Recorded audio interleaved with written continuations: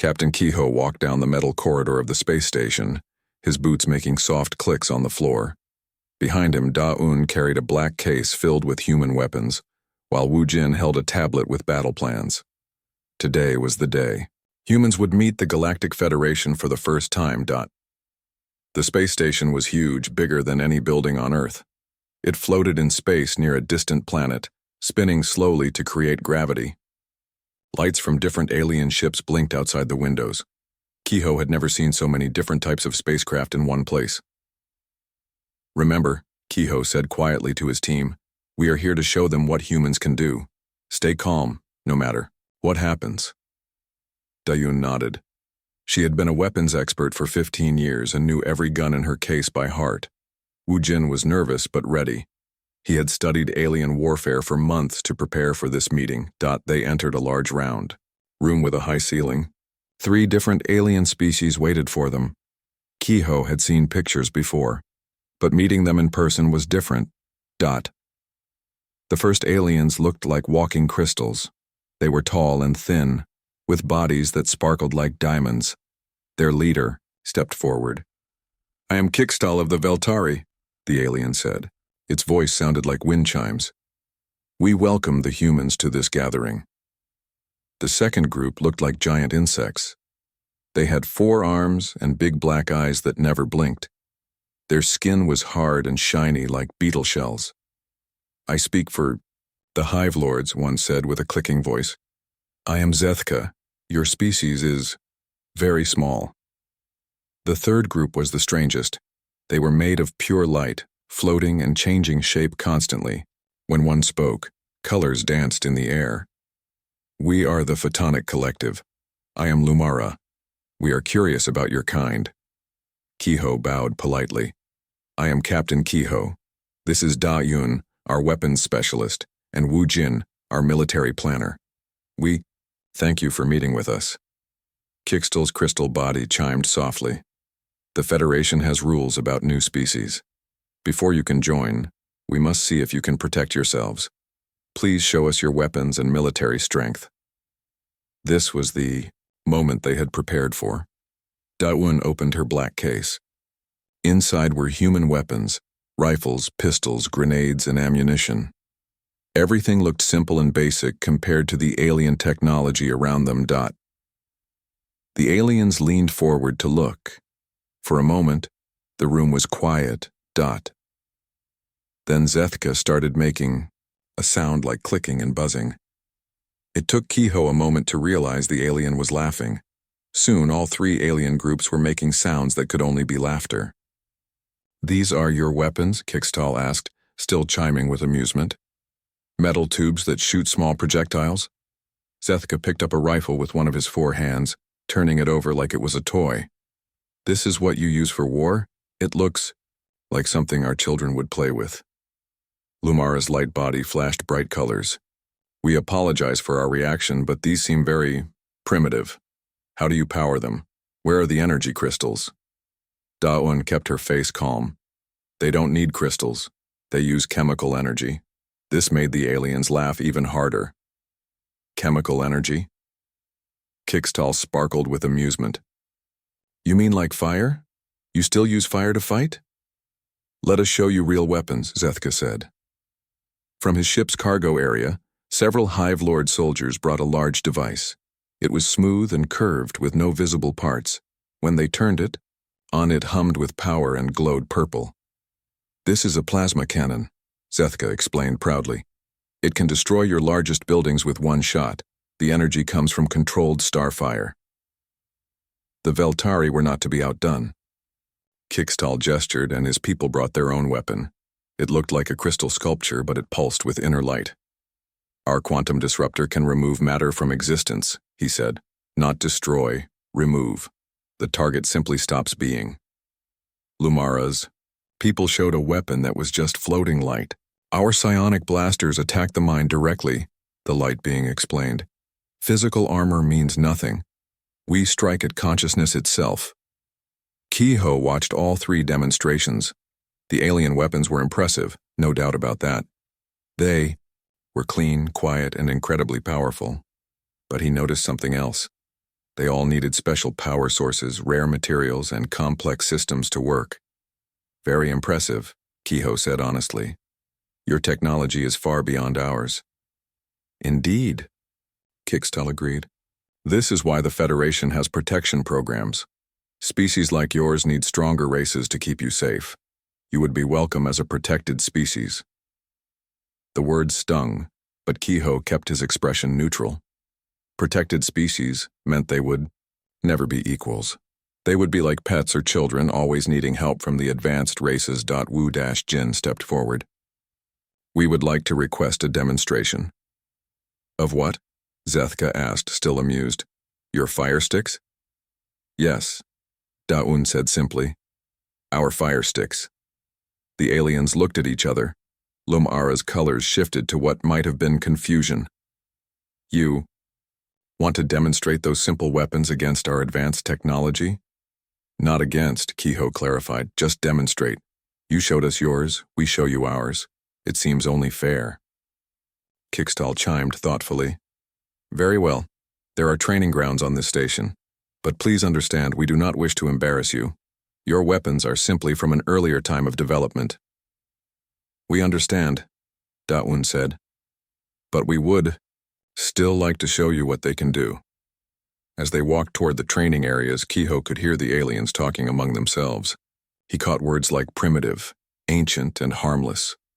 Some made the laughing sounds again. Dashun walked beside him, carrying her case of weapons. She looked calm, but Kehoe knew her well enough to see the small smile at the corner of her mouth. You seem confident, he whispered. I've been waiting for this moment my whole career, she whispered back. They think they know what our weapons can do. They have no idea. Wu Jin joined them. The testing area is large enough for long-range demonstrations. Good thing we brought the scope attachments. Kehoe nodded. These aliens had advanced technology, but they had made one big mistake. They assumed that simple meant weak. They assumed that old meant useless. Soon, they would learn that humans had spent thousands of years perfecting the art of making simple things very, very deadly. The testing area was enormous. It stretched out like a metal valley inside the space station, with targets and barriers set up at different distances. The ceiling was so high that clouds might have formed if there had been weather inside the station. Kai-Ho watched as each alien group set up their weapons for demonstration. They moved with confidence like teachers about to show children how things really worked. Kix, Tal, went first. The Veltari crystal being pointed his quantum disruptor at a thick metal wall 500 meters away. The weapon made no sound at all. One moment the wall was there, solid and real. The next moment there was just empty space. Not a hole, just nothing, as if the wall had never existed. Impressive, Wu Jin said, and he meant it. No debris, no heat signature. The matter was completely removed. Exactly, Kixtal chimed proudly. Clean, efficient, perfect. This is what advanced warfare looks like. Next came Zethka's plasma cannon. The Hive Lord aimed at a row of armored vehicles that had been placed as targets. He pulled the trigger. Purple fire shot out like lightning, turning the vehicles into puddles of melted metal in seconds. The heat was so intense that everyone had to step back. Raw power, Zethka clicked with satisfaction. When you control the energy of stars, no armor can protect your enemies. Finally, Lumara demonstrated the psionic weapon. The target was a computer system designed to think like a living brain. The light being focused, colors swirling faster and faster. Suddenly, the computer system shut down completely. Its lights went dark, its screens went blank. The mind is the weakest point of any enemy, Lumara's colors pulsed. Destroy the consciousness, and the body becomes harmless. All three demonstrations had been flawless. The weapons worked exactly as promised, with no waste and no mess. Kehoe had to admit they were beautiful in their own way. Now, Kixtal said, turning to the humans, please show us your weapons. The alien groups gathered to watch. Some of their soldiers had come to see the show. Kehoe counted at least 30 aliens, all waiting to see what the primitive humans would do. Yun and two other humans, Minho and So Young began unpacking their equipment. Minho was a Marine sergeant with 20 years of experience. So Young was an engineer who knew how every weapon worked down to the smallest parts. They set up what looked like a simple shooting range, wooden posts with paper targets, a table for weapons and ammunition, 3 chairs for the shooters to sit in. The aliens looked confused. "This is your demonstration setup?" Zethka asked. 3 chairs and some paper? Where are the power cables? Lumara wanted to know. The energy converters? The targeting computers? So, Young looked up from checking a rifle. "We don't need any of that. These weapons are self-contained." She held up a bullet, just a small piece of metal with a brass case. "Everything we need is right here. Metal projectile, chemical propellant, primer, and case. Simple." This made several aliens make their laughing sounds again. "You fight wars with individual pieces like this?" Kixtal asked. "How many of those tiny things would you need to equal 1 shot from our weapons?" "Depends on what we're shooting at," Daun said calmly. She was loading magazines, pressing bullets into metal containers one by one. "But these little things can be very effective." Minho was assembling a rifle, checking each part carefully.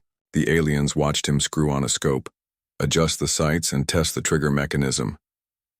"So much manual work," Zethka observed. "Why don't your weapons aim themselves?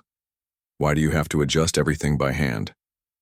"Because hands work when computers don't," Minho said simply. "Hands work in radiation storms, electromagnetic pulses, and when your power runs out." The aliens exchanged glances. They clearly thought this was just more primitive thinking. Wu-Jin stepped forward with a tablet showing diagrams. "Our weapons work on a different principle than yours. You use exotic energy, complex systems, and rare materials. We use simple physics, acceleration of mass through chemical energy." "Yes, we noticed." Lumara's colors shifted to what might have been polite boredom.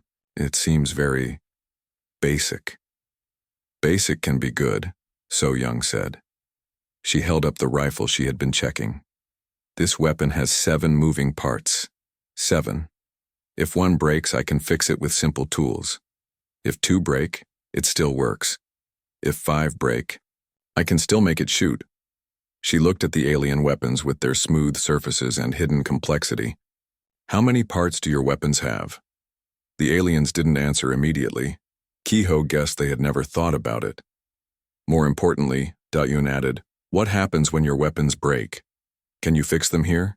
Can you fix them in a battlefield? Can you fix them if you don't have power?" "Our weapons don't break," Kixtal said confidently. "They are built with perfect materials and flawless design." "Everything breaks eventually," Minho said. He was putting on ear protection now, strange plastic pieces that covered his ears. "The question is what you do when it happens." This made the aliens laugh again. Zethka pointed at Minho's ear protection. "Why do you need protection from your own weapons? Are they dangerous to use?" "All weapons are dangerous," Daun said.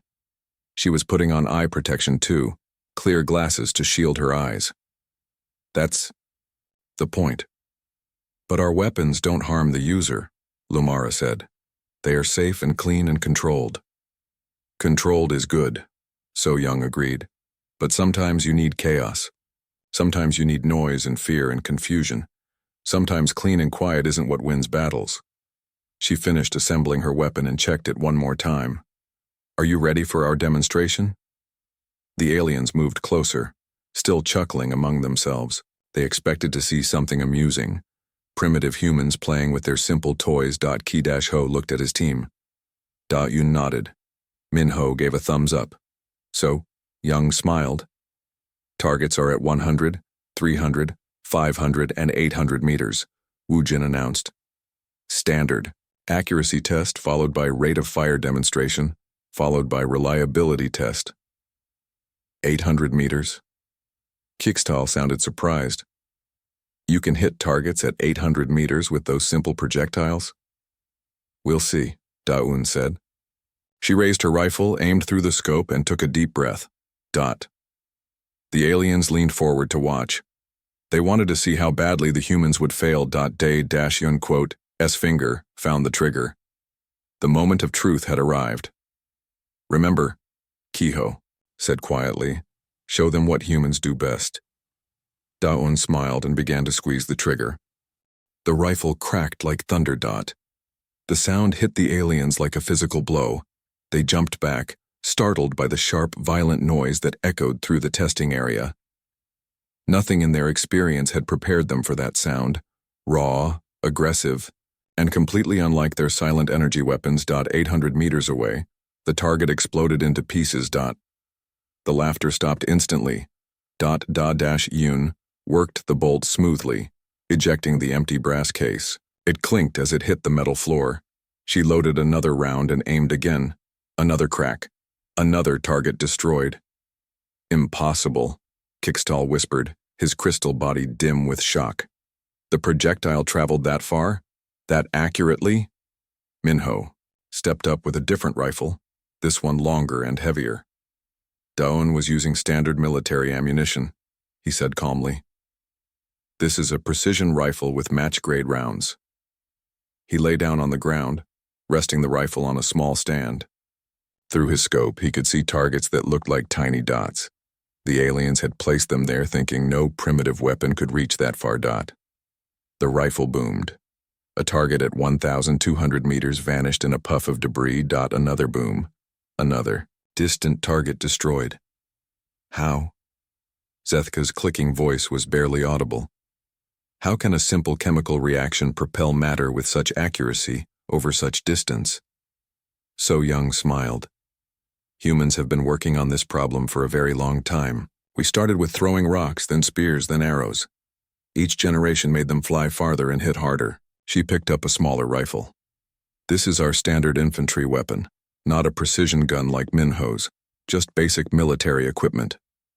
She set the weapon to full automatic and aimed at a group of targets 400 meters away. The aliens watched as she pulled the trigger and held it down. The sound was incredible, not single cracks, but a continuous roar like tearing cloth amplified 1,000 times. Brass cases flew from the weapon like golden rain. In 3 seconds, 30 rounds hit the target area. When the noise stopped, the targets had been shredded to pieces. 30 projectiles in 3 seconds, So Young announced, changing the empty magazine for a full one with practiced speed, each one capable of penetrating standard body armor. The aliens stared at the destroyed targets. Their weapons could destroy larger things with single shots, but they had never seen anything like this sustained firepower. But the noise, Lumara's colors flickered with confusion. Your weapons announce your position to every enemy. They create sound that can be heard for kilometers. Sometimes that's exactly what you want, Kehoe said.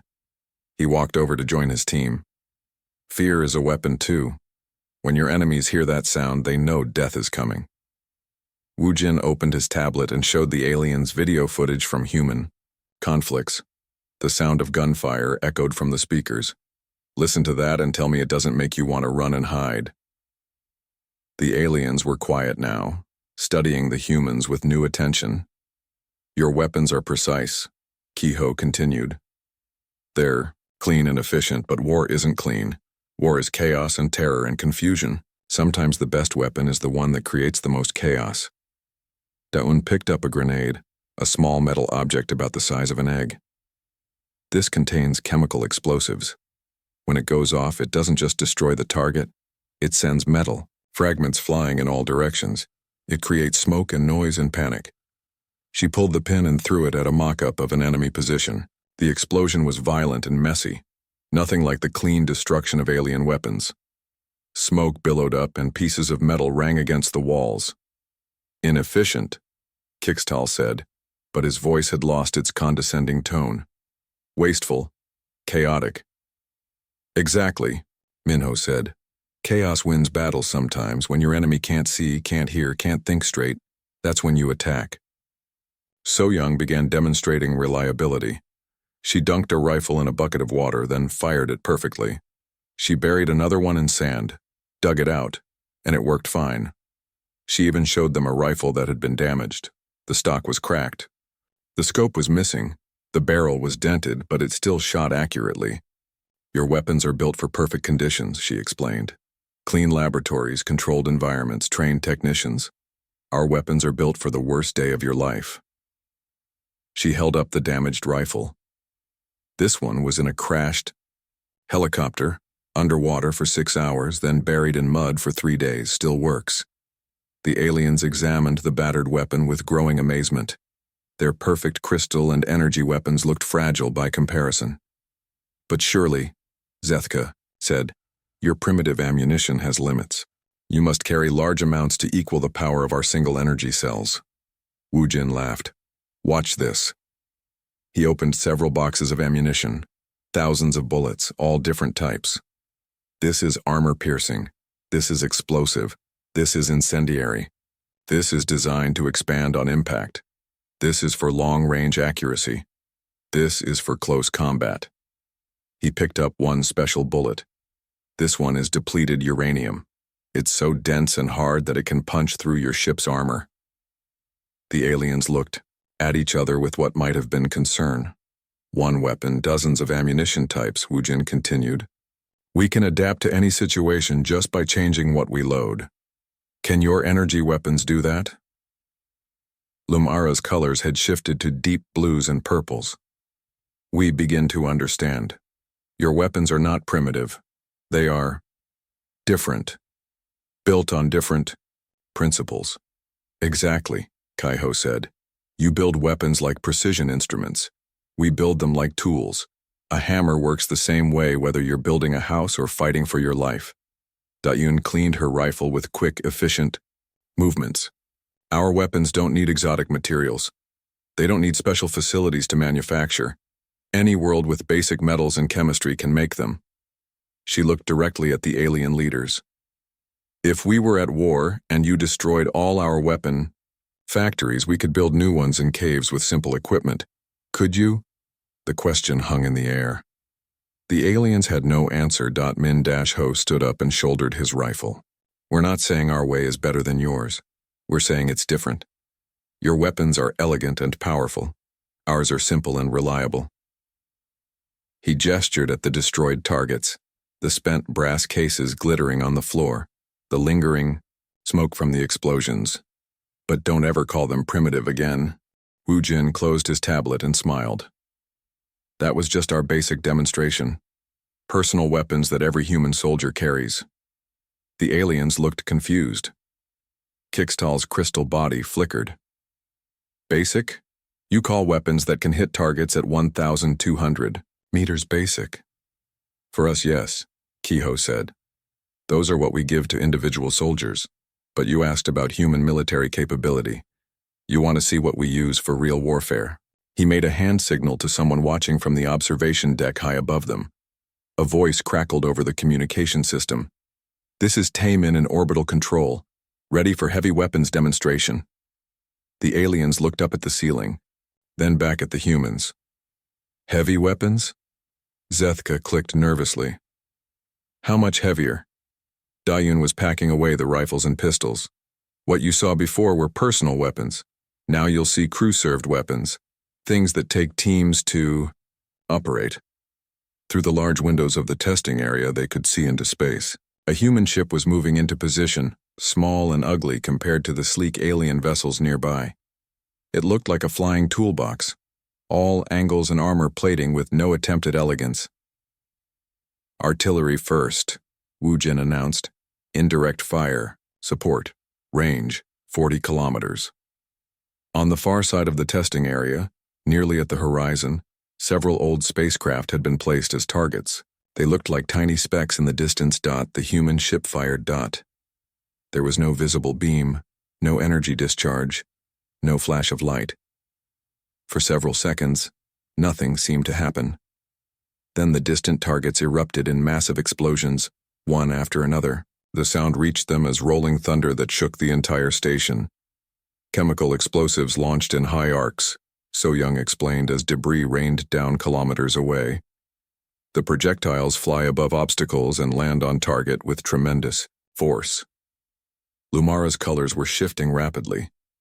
But how do you aim them? We saw no targeting lasers, No guidance systems. Minho tapped his head. Mathematics. Physics.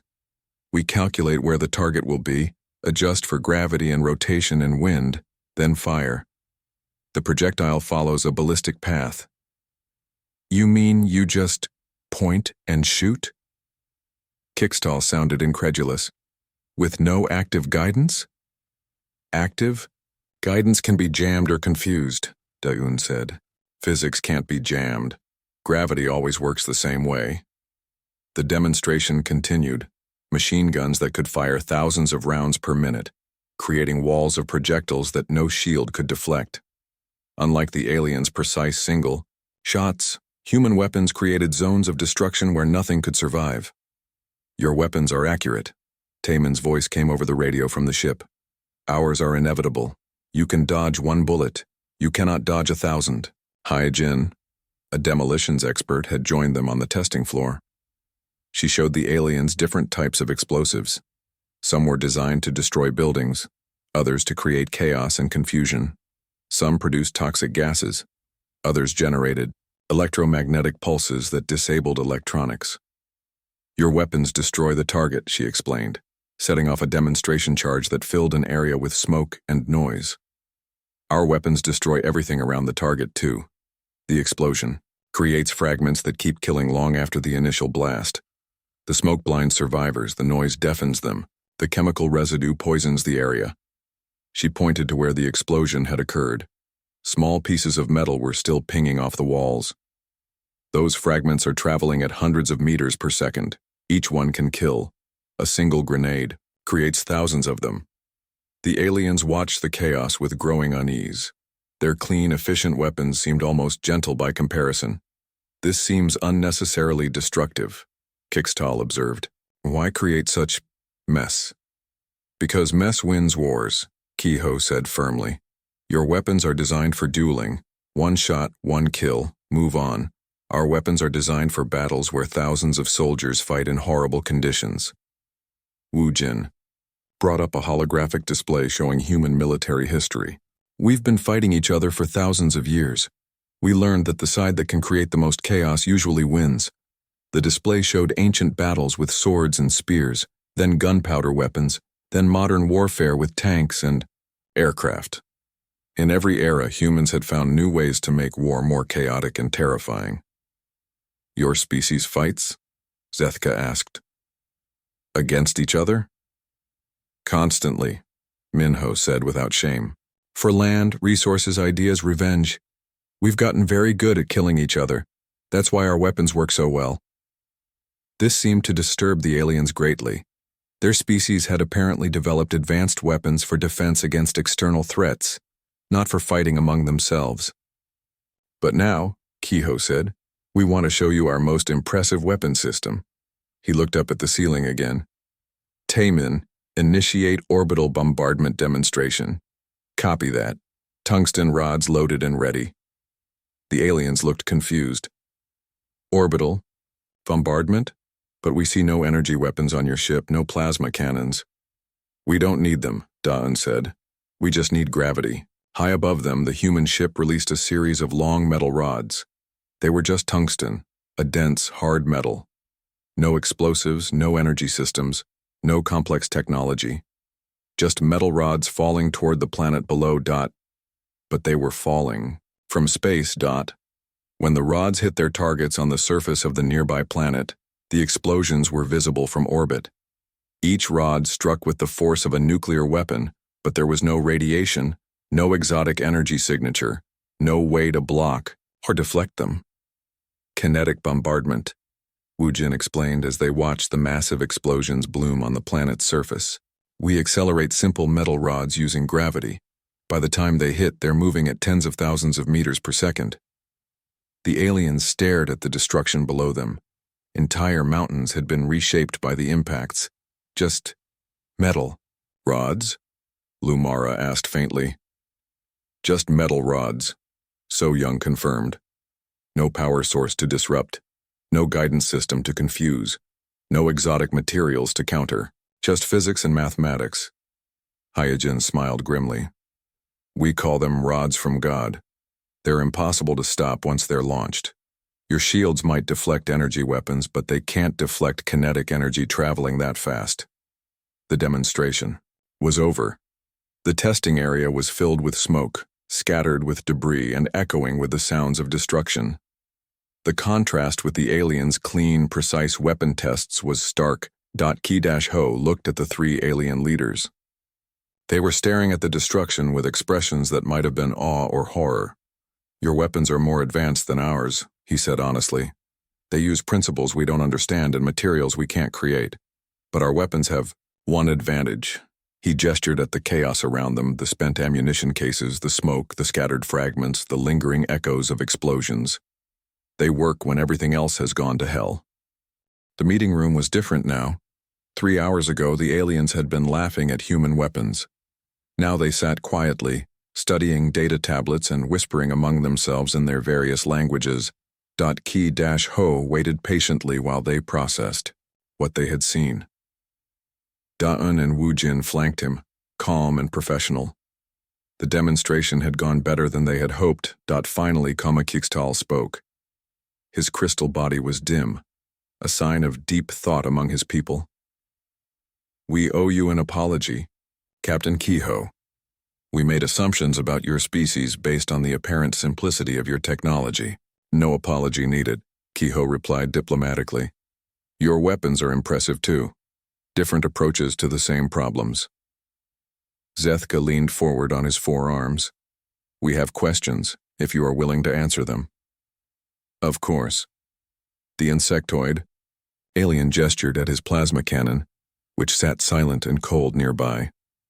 "Our weapons require specific environmental conditions to function properly. Temperature, humidity, electromagnetic interference, all must be within narrow parameters. Your weapons seemed unaffected by the water and sand in your demonstration. How is this possible?" "So," Young answered, "we designed them for the worst conditions possible. Every human weapon must work in mud, rain, snow, extreme heat, extreme cold, and high radiation. If it doesn't work when everything goes wrong, we don't use it." "But why?" Lumara's colors shifted to curious yellows and greens. "Surely, modern warfare takes place in controlled environments." Minho laughed, but not unkindly. "There's no such thing as a controlled environment in war. The enemy tries to destroy your infrastructure first. Your power goes out, your computers fail, your supply lines get cut. That's when you need your weapons to work most." He picked up one of the rifles from the demonstration. "This weapon has been tested in temperatures from -40 to +60 degrees. It works underwater in sandstorms after being dropped from aircraft and even after being run over by vehicles." Kixtal examined the rifle with new interest. "The materials are common metals: steel, aluminum, polymer plastics. Nothing exotic or difficult to obtain." "Exactly," Wu-Jin said. "We can manufacture these weapons on any planet with basic industry. Your plasma cannon requires rare crystals and exotic matter. What happens if your supply of those materials gets cut off during a war?" The aliens exchanged glances. Clearly, this was something they had never considered. Zeth. K clicked thoughtfully. "In our recent conflict with the Korthak raiders, several of our weapon depots were destroyed. We had to wait months for replacement energy cells to be manufactured and shipped from our home systems. During those months, your soldiers had no weapons?" Da-Un asked. "They had backup weapons, but much less effective ones. We lost significant territory during that time." Yejin opened a case filled with ammunition. "A human soldier carries enough ammunition for several battles. If they run out, they can use enemy weapons, improvise explosives from common chemicals, or even fight with knives and clubs. We never become completely helpless." "This adaptability is impressive," Lumara admitted. "But surely your simple weapons cannot match the raw power of our advanced technology." Kehoe smiled. "Power isn't everything. During your demonstration, I noticed that each of your weapons took several seconds to recharge between shots. In those seconds, a human weapon could fire dozens of times." He gestured to Minho, who picked up a pistol. In 2 seconds, Minho fired 8 shots at different targets, hitting each one perfectly. Rate of fire can be more important than individual shot power. Kickstal's body flickered as he processed this. Your weapons fire continuously. Ours must pause to rebuild energy charges. And what happens if we attack during those pauses? Wu Jin asked. Your quantum disruptor is incredibly powerful, but it has a 3-second recharge cycle. That's enough time for us to fire 50 rounds. The military implications were sinking in.